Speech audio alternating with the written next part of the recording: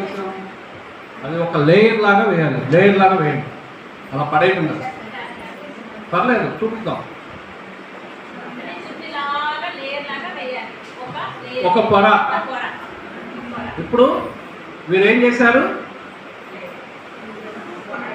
ఒక పొరలాగా వేశారు, కనబడిందండి?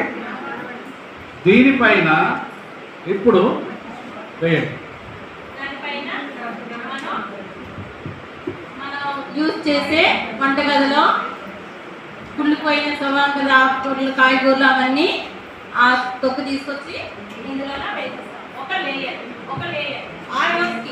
ఆ రోజుకి మనం ఒక రోజు వంట చేసేటప్పుడు ఇన్ని వస్తాయి కదా, ఆ ఆకుకూరల తాలూకా పొట్టు అంతా, ఆ తొక్కలన్నీ, ఉల్లిపాయల తొక్కలు అవన్నీ తీసుకొచ్చి ఒక ప్లేట్ వేసి ఒక లేయర్ అలా వేయాలన్నమాట. ఒక లేయర్ వేసిన తర్వాత మళ్ళీ ఏం చేయాలంటే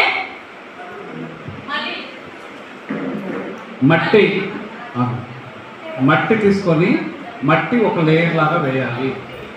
మట్టి వేసిన తర్వాత ఆవు పేడ, కొన్ని మీరు మాట్లాడండి, నేను కూర్చుంటాను, నేను కూడా వింటాను.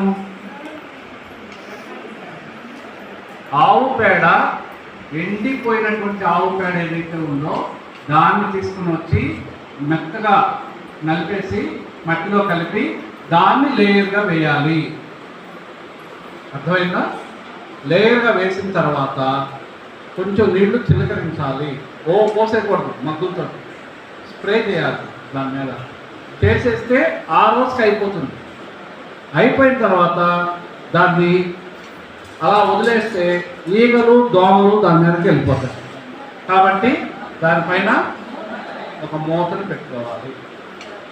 అయిపోయిందండి, ఒక లేయర్ అయిపోయింది కదా. రెండో రోజు ఏం చేస్తాం?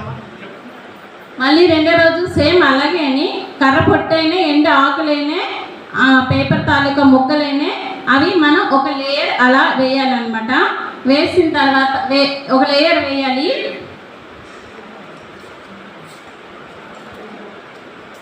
చూడండి, ఇది ఒక లేయర్. మట్టి అంటే ఎందుకు ఆవు పేడ కూడా ఉందనుకోండి మీరు కాస్త. దీంట్లో ఒక లేయర్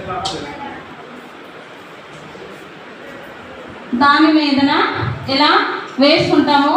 ఈ వంటగదిలో ఆకుకూరలు, కాయగూరలు అన్నీ ఎలా వేసుకుంటాం మీరు అనుకోవచ్చు.